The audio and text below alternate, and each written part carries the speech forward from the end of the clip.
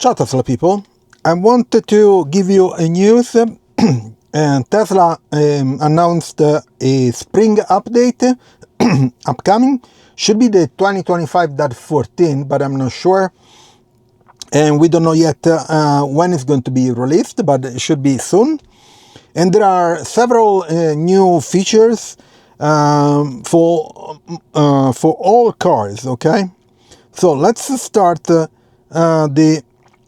the list. Okay, so the title, I'm reading from not a TeslaApp.com site. I always like this site. They're very on top of things. So Tesla announced the 2025 spring update, and it says B-pillar recording, dashcam viewer improvements, avoid the highways, and more. Okay, so the first feature is adaptive high beams. That's mostly like the matrix lights, and these are for I think US and Canada. In Europe we already have this feature. So for the matrix lights, not all cars are possible to have it because you need to have the hardware, the lights. So it's coming to North America and Canada. Fine, good for them. We already have it. Then there is a Cybertruck signature headlights. So such a feature won't be supporting the Cybertruck, being hopefully. So for the Cybertruck, there are no matrix lights at the moment, but supposedly they're working on it. Improved blind spot camera for Model S and Model X. So in a support edition, Tesla is improving support for the blind spot camera on the 2021 plus refreshes of the flagship vehicles, so Model X and Model S. Then what else?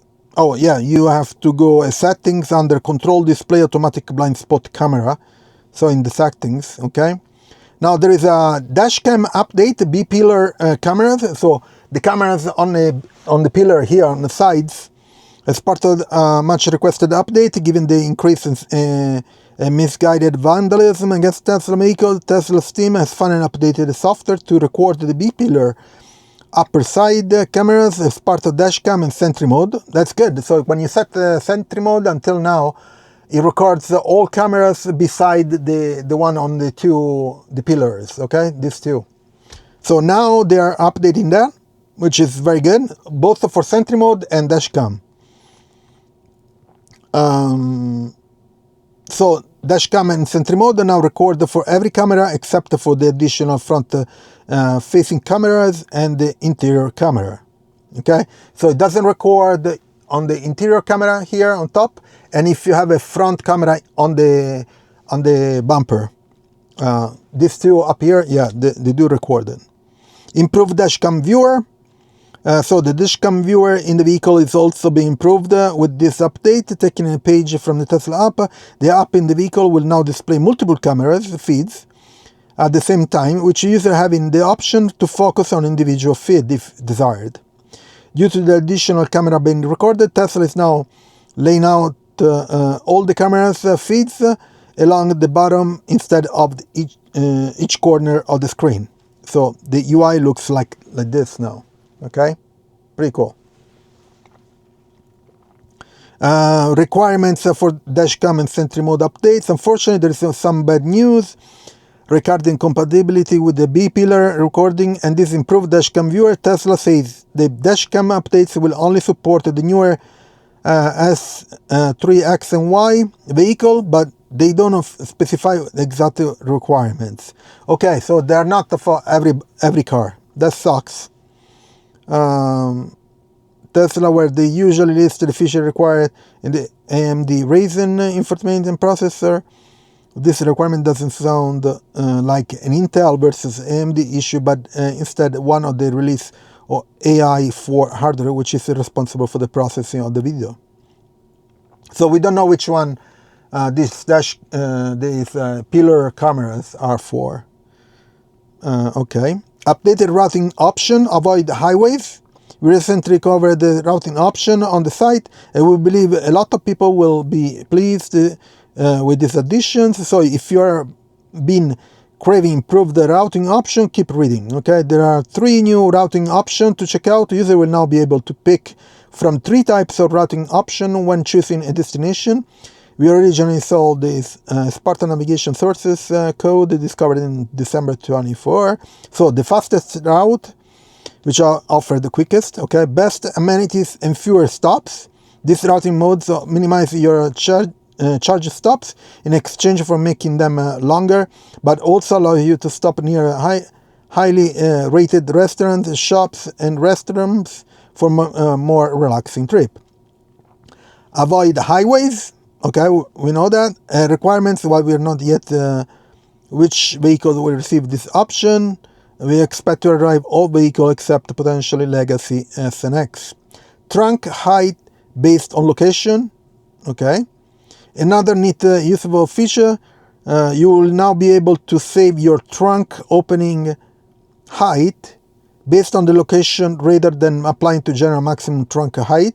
If you didn't already know, you could set the minimum height your automated trunk opens, which can help prevent him from hitting a lower garage ceiling. Okay, that's interesting. Save Frunk height in the Cybertruck. So the same feature, but for the Cybertruck. Now, enable power option, enable 12 volt accessory power option, enable 12 volt sockets. Tesla is finally re-enabling the 12 volt accessory power socket through its car with a new accessory power option. So one of the Tesla updates removed the support for the 12 volt plug in the back, and now they're putting it back. Fortunately, I know that there are some accessories that use the power socket, so they put it in the back. Good. And so you can turn this feature on by going to the control charging, keep accessory power on.